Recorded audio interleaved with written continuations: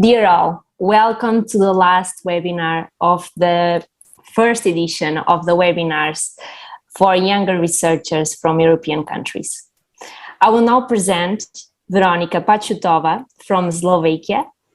Veronika is PhD student in public health. Her thesis is focused on the impact of work challenges on healthcare's well-being and health of healthcare professionals. She is also a junior researcher of the Care for Health team at the Department of Health Psychology and Research Methodology of the Faculty of Medicine from the University of Pavol Jozef Safarik in Slovakia.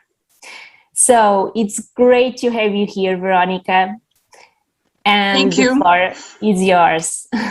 Thank you. Hello, everyone. Thank you so much, Sofia Gejapaiva, for introducing me.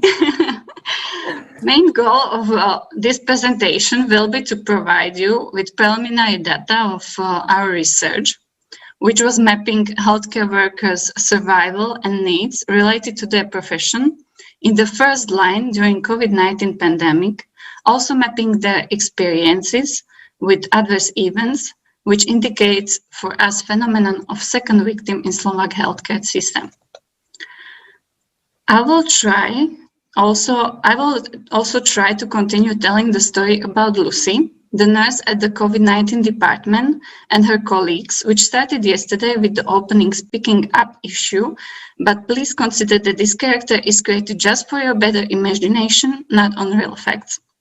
Today, we will focus on describing the situation of healthcare workers in Slovakia, describing of our sample, shortage of healthcare workers and their tendency to leave the country, possible motivators, COVID-19 barriers and facilitators in healthcare provision, risk of COVID-19, reporting of adverse events in Slovakia, occurrence of adverse events, the action after adverse events, evaluation of institutional support, patient reactions and consequences of adverse events, and in the end, the express interest of the trainings.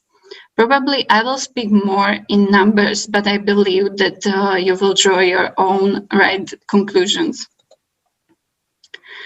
First of all, I think it will be very helpful if we kind of closer introduce you the actual situation in Slovakia about our healthcare workers, imagined as Lucy and her colleagues, just to broaden the perspective of our outcome. In result, we have around 84,000 healthcare workers in Slovakia who are taking care of all patients. Imagine that it makes around 1.53% of all around 5 million population, and the majority of them is made up by women, what is 78%.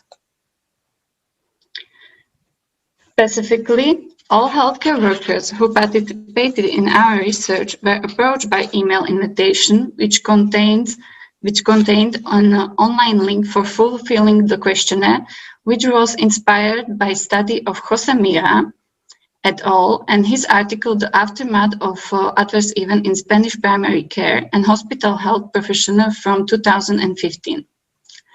We received 208 responses, mostly from females, which are more vulnerable, as we already know from the other researchers, and made 80% of our sample in the age from 41 to 50 years old.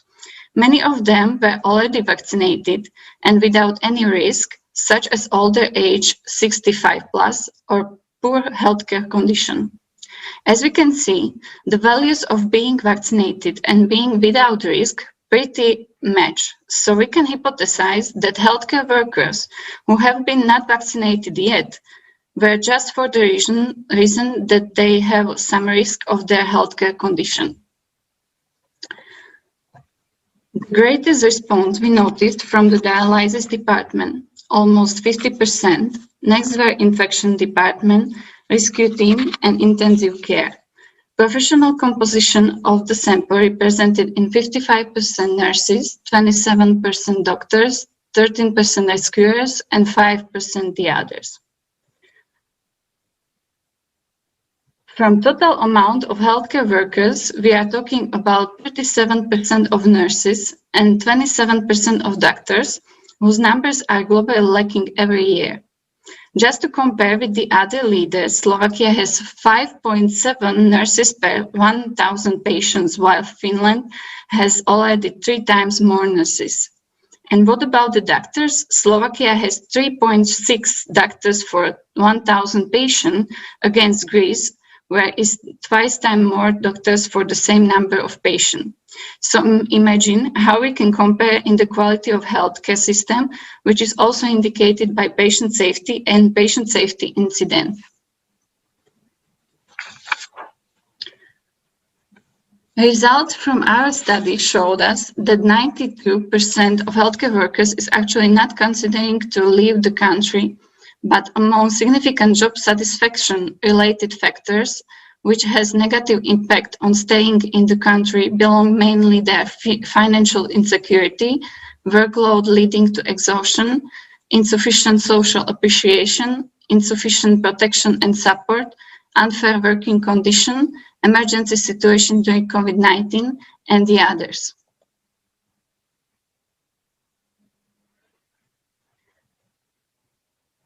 COVID-19 pandemic put our healthcare workers to extreme work environment condition to the front line, where they were facing to high-risk environment with potential or COVID-19 patient and obligatory safety measures. 64% of our healthcare workers reported that they directly were infected by COVID-19, and 39% reported that they or their colleagues had serious COVID-19 consequences accompanied by hospitalization or even death. 41% of them felt stigmatization where the people was trying to avoid them just because of the origin of their profession. Now we need to mention that only when we are able to secure safety for healthcare workers, we can expect that they will be genuinely able to secure safety for their patient as well.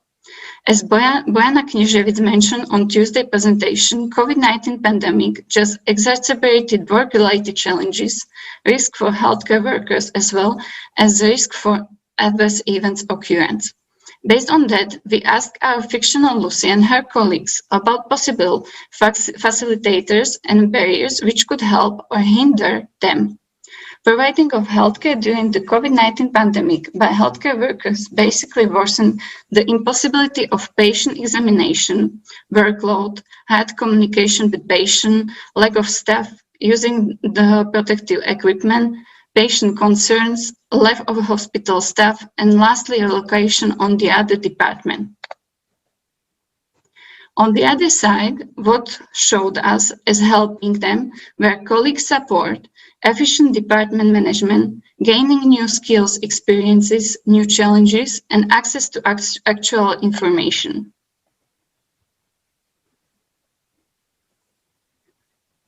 Usually, Lucy and our other healthcare workers has 2 options on how to report patient safety incidents. Via voluntary patient safety incidents reporting, which primarily serve the personal or institutional internal needs of learning from mistakes model. These data are not publicly accessible and reporting is anonymous. The hospitals just send 1 yearly report to superior authority and receive the comparison where they can see what needs to be improved compared to the other providers.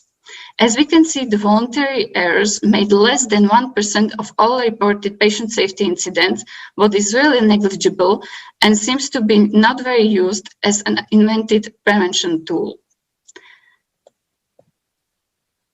The 3 of the most reported voluntary errors in Slovakia were in the year 2019 attention memory errors, exchange errors, and errors which happened during the execution.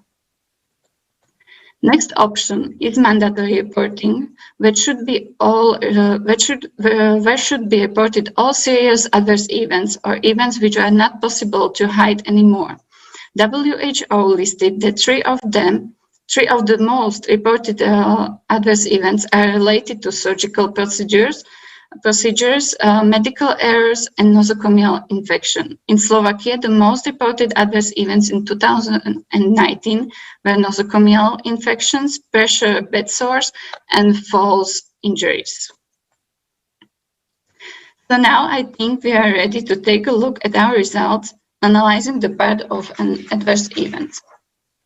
In the next step, we ask Lucy and her colleagues if they saw or heard about causes which could be considered as almost errors, incidents which could cause the harm to the patient but were fixed in time, then adverse events with serious consequences for one or more patients, healthcare workers who were in very bad emotional situation due to adverse event, healthcare workers who had work-related problems due to adverse event, and also if they had to inform a patient about adverse event.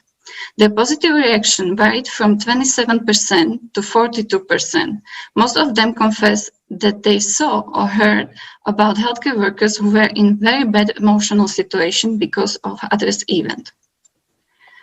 Personal experience of informing the patient that became the victim of adverse event had 9% of our healthcare workers compared to mentioned Spain study by Jose Mira et al., where the result was 64%. Only 5% of healthcare workers in Lucy's situation realized that they could be responsible for any error which could grow into adverse event. Seriously alarming is the next report about the probability that in the next year serious adverse events could occur at their department or hospital. Around 40% indicates that there are some expectation about new serious adverse events occurring, both at their department and their hospital. You can see also comparison to Spain study. Continuingly, we asked Lucy and her colleagues what was following after the adverse event occurred. If we remember Lucy's story and her bravery to speak up about medication exchange issue, so only 18% reported the same bravery to always report and analyze error when occurred with correlating result of those 18% who also inform or properly apologize to the first victim, who is patient, as always. We can hypothesize that those who are able to speak up, report, analyze reports are equally able to face next steps as informing or apologizing to patients. Healthcare workers express around 50% of some conflicts with colleagues because of disagreement or criticism and some loss of professional reputation. But there are still more than 30 or 40% of healthcare workers who stayed at a safe shadow place where they didn't need or were afraid to express their thoughts.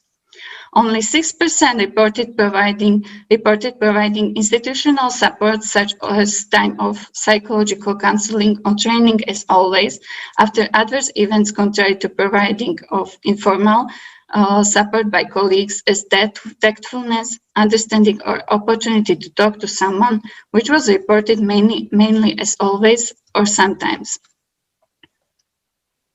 In the next slide, we can see how they evaluated hospital and their department support a little more satisfactory appreciated their department support instead of hospital, as we can see. Our listed possibility of patient reactions were the most reported for the option as sometimes. Only 3% of patients did not receive information or didn't accept the apology, the same as only 4% of them filed a lawsuit. 10% reported that the relationship with the patient or family suffered and that the patient reacted aggressively even when the error did not occur. Repeatedly, there is around 50% of Lucy's colleagues who took a position that it did not apply to them at all.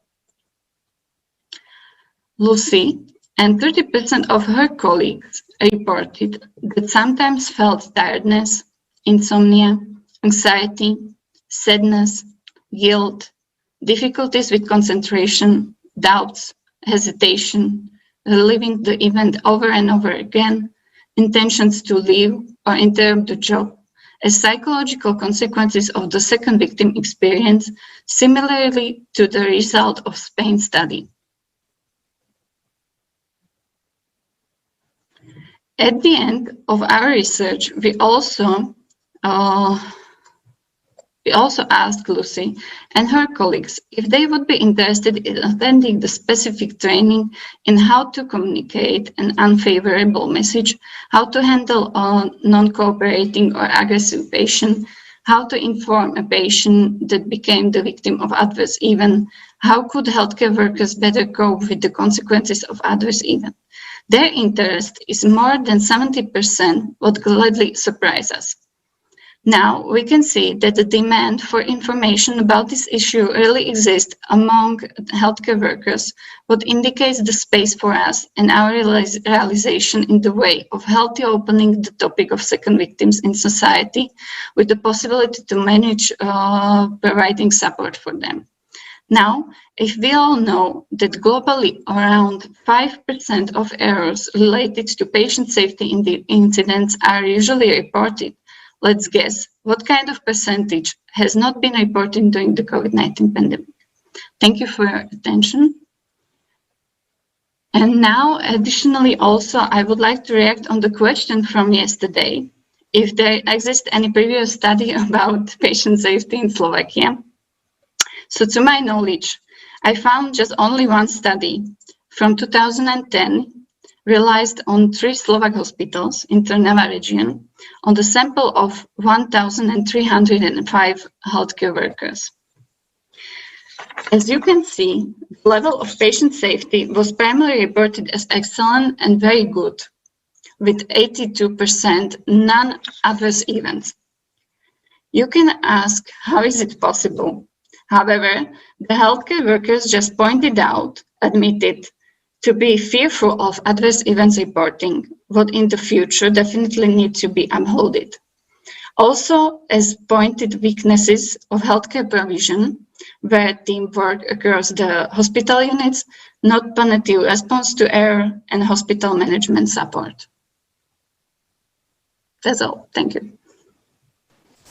Thank you so much, Veronika.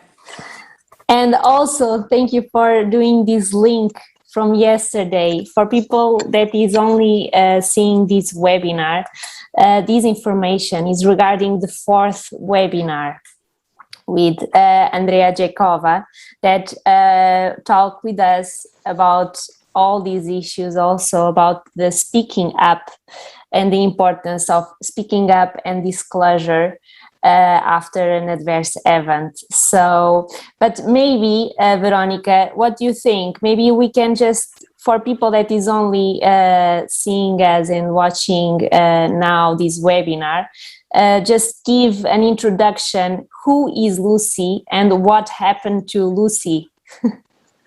Okay, so Lucy is a nurse, was nurse at the COVID-19 department, and there happened some medication exchange issue that they were like using other similar medication to the COVID-19 patient who was falling asleep after that. And they realized that after that they realized, or the nurse Lucy realized that there is something bad, because how is it possible that he is always, after taking medication, falling asleep? So she checked, the medication, and she found out that there was the other medication. So she tried to speak up and manage it in the right way.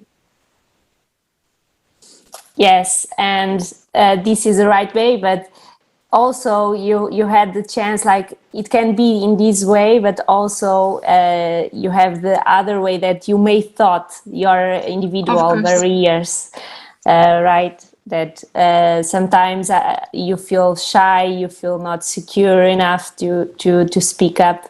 So yes, it's about bravery to speak up. Yeah.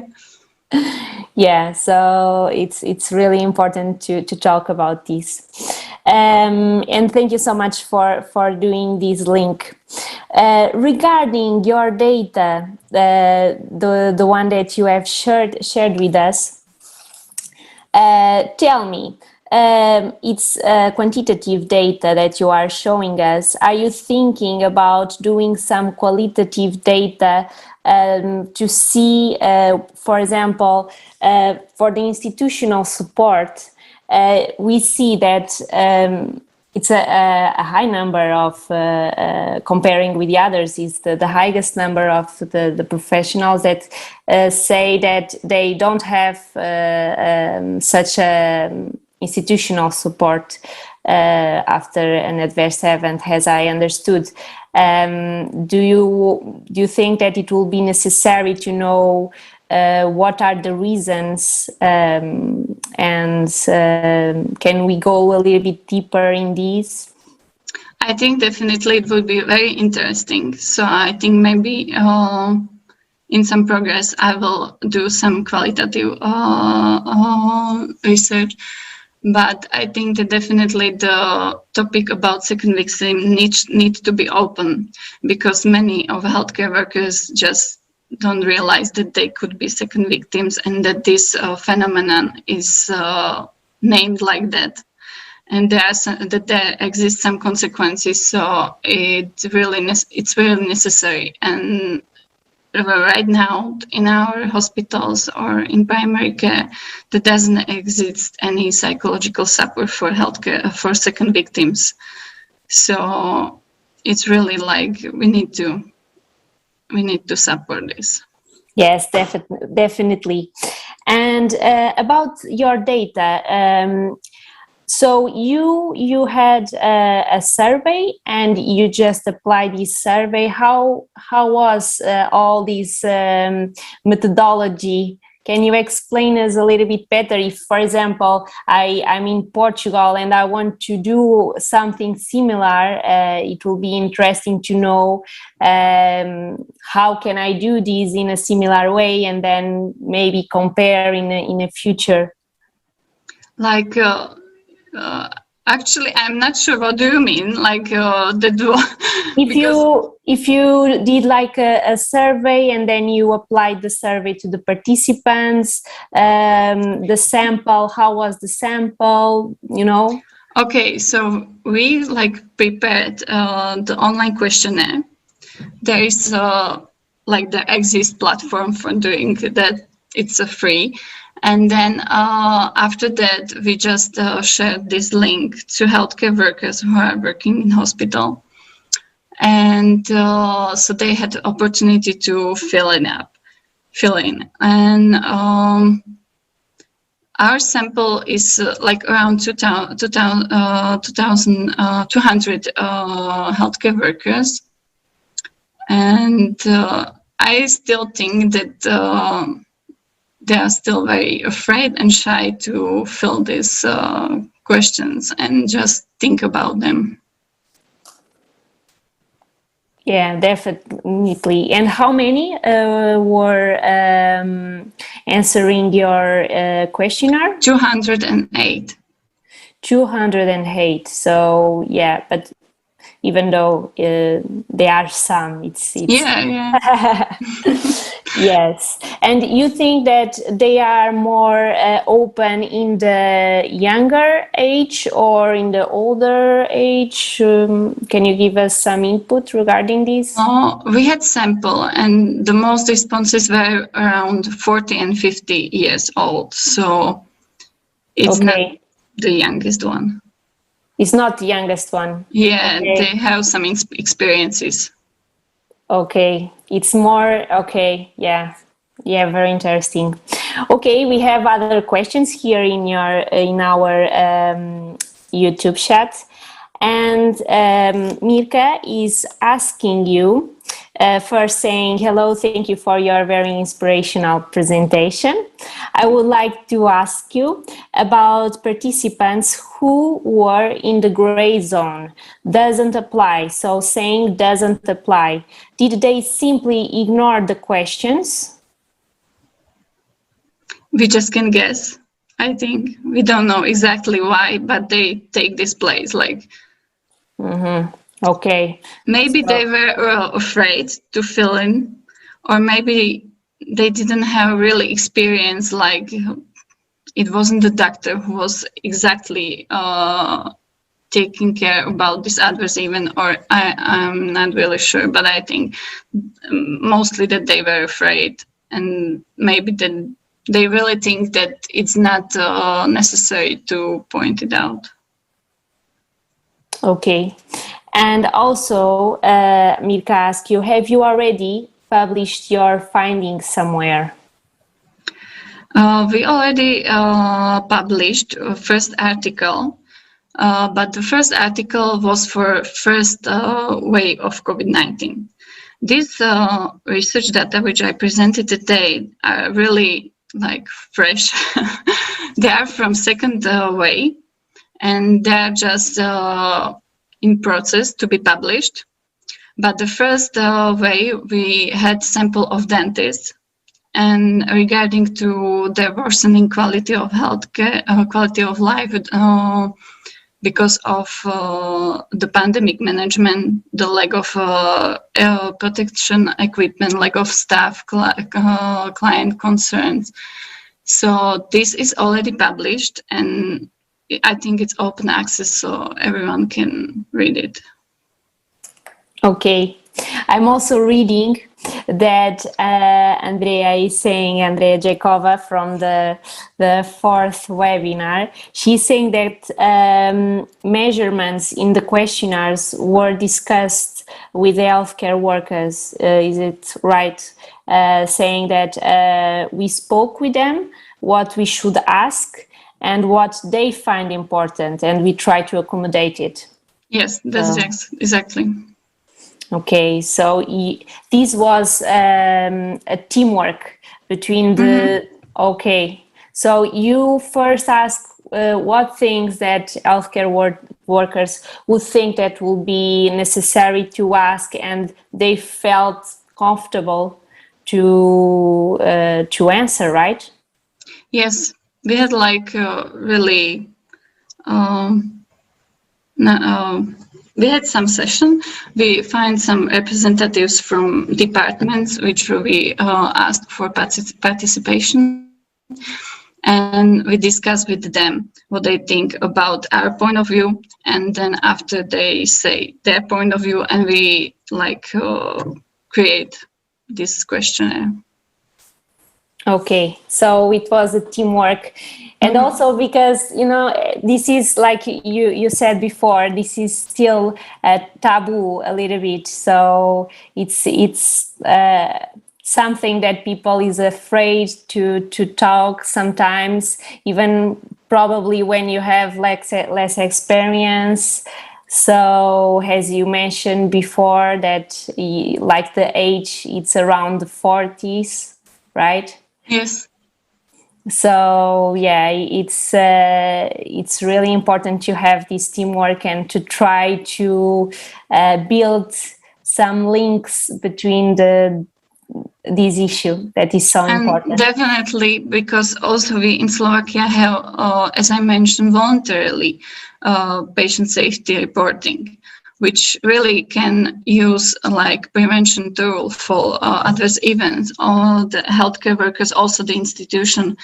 So, but there is reporting just really less than 1%. So I really think if we should support this kind of voluntary reporting, it should be just in the best way. And COVID brought us a little bit low numbers. So it's for us, it's very difficult also. I think in other countries, also here in Portugal, it's also an issue, the low reporting. I think it's very worldwide problem. So maybe we can work together and try, and of course we are already doing it to promote the reporting, but for that we need the culture to strengthen the culture. So and what do you think, your opinion regarding the COVID? So do you think that the support for the healthcare providers will continue? This will be an open door to the research in the second victim phenomenon. What do you think? I think yes. I think it would be really good start for providing this support for like next time, also in the future.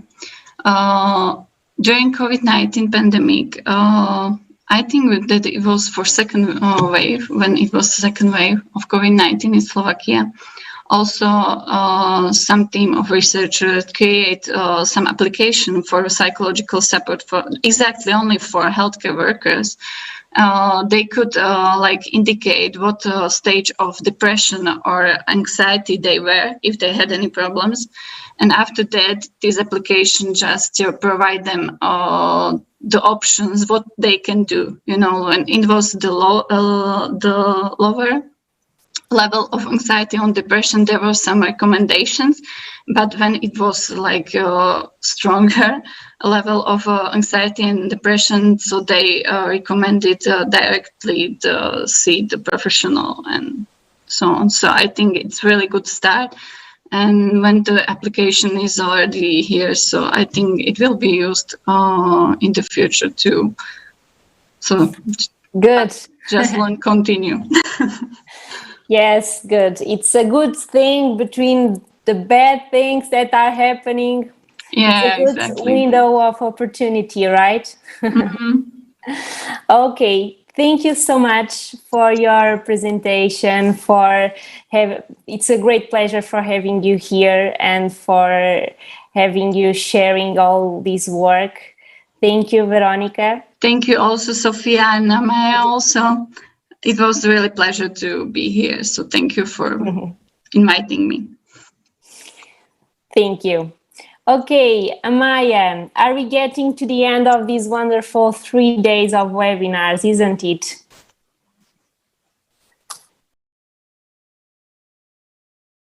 I hope. I think she's a little bit shy right now. Okay, good. Hello, Amaya. Hello. Sorry, I'm having technical problems with the internet. No worries, no worries. I just want to have you here with me, and also thank to all of your wonderful work, also organizing and helping me organizing this event. Now we are closing this series of webinars, the first edition of the webinars for younger researchers from European countries. And it's great, with a great happiness, that we'll look back and see such a high quality of webinars with such an important inputs and insights of the patient safety, regarding the patient safety, regarding the second victim phenomenon. And we just want to thank to all the speakers that have been here with us, to the organizing committee, the local teams that shared all the information in each country, also to the technical support from for all the participants that have been following on YouTube. So thank you for being there and for watching these webinars with us. And this was the first edition of the webinars for younger researchers. And now this is part of a training school of the Ernst Action. And the Ernst Action now just released, and I will give you a first-hand video, the new video of the Ernst Action that I will now present you. So enjoy it, and then I will come back just to say goodbye. Cost Association was born in 1971.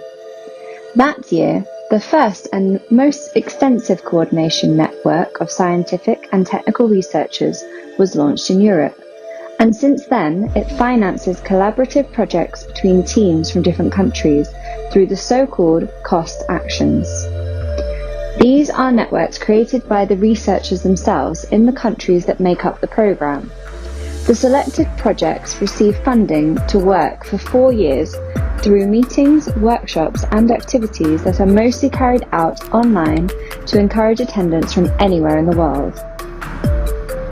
Cost Action 19113 is the European Researchers Network working on second victims, the Second Victims Project. It includes 38 countries, 29 European, and 9 from the rest of the world. This cost action was approved in the 2019 call and will run until 2025. The concept second victims refers to the emotional responses experienced by health workers involved in safety events due to the consequences that system and procedure failures have for patients, clinical errors, or unexpected reactions to treatments. Some adverse events are unavoidable, but on other occasions they can be avoided by improving the safety of the environment, coordination, communication, and care practices. While talking about these issues can be uncomfortable, not doing so is irresponsible. That is why it is necessary to create an environment conducive to talking about what has happened and how to avoid it, instead of focusing on finding culprits. With the COVID pandemic, a positive work environment and multidisciplinary work dynamics have been seen to improve results and benefit patients. The objective of the cost action on second victims is to help professionals deal with difficult situations and thus increase patient safety. All this implies legal, technological, and social changes, and above all, changing the culture of shame and guilt that prevents people from talking about the problems that arise in health centres. In Europe, there were several national study groups on second victims. Now we work together and share experiences to find common solutions to common problems. We seek a common taxonomy, harmonise procedures, identify best practices, and extend them throughout Europe. And for this, 4 working groups have been organised. Group 1 organises a training school to train future professionals and short stays for young researchers throughout Europe. Group 2 delves into the conceptualisation of second victims to unify criteria and promote debate in the healthcare industry. Group 3 applies theory and turns it into practice, advising professionals and creating the necessary legal and cultural changes. Group 4 promotes changes in education and debate on possible legal, ethical, social, and organisational solutions.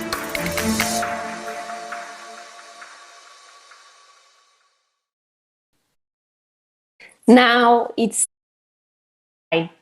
But it's not a goodbye, just see you soon. And I want to invite you to be present on the 19th and 20th of October. And all are invited to register in the event that will happen in the International Forum, the second International Forum. So all are invited to join in these dates. Please, if you want more information, go to the website of the Ernst, but I will leave you with Amaya. Amaya will explain us how can you reach us, can you contact us. So I will let you now, Amaya. And many thanks for all the speakers, all the organizing committee that was so committed to these webinars, and I really hope that all the participants in YouTube have enjoyed and also learn with all the speakers that we had. Thank you. Amaya. Thank you so much, Sofia. I don't know if you could hear me properly. Yes. I'm having technical problems. Yes, so you are with us. Okay, so thank you so much for the lecturers of today, Angela and Veronika. Really interesting and impressive lectures. Thank you so much also for Sofia having the effort to contact all the lecturers and manage this webinar, and also to our technical support, Promiseo. And those who have followed us, I would like to introduce a little bit our cost action. Currently, there are 25 European countries involved. We are finishing the first grant period, and we are starting the second one in November. So next year, hopefully, we will have another training school session. And if you want to contact with us, we have our webpage, cost/ernst.eu, or you could contact us via email. You have seen previously, well, then we can share with us the email address, and you can also follow us on Twitter, that is /CA19113.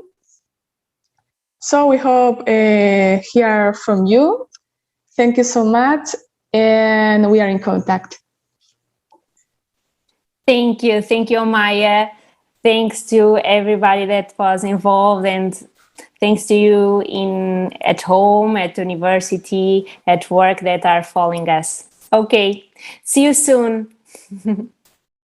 Bye.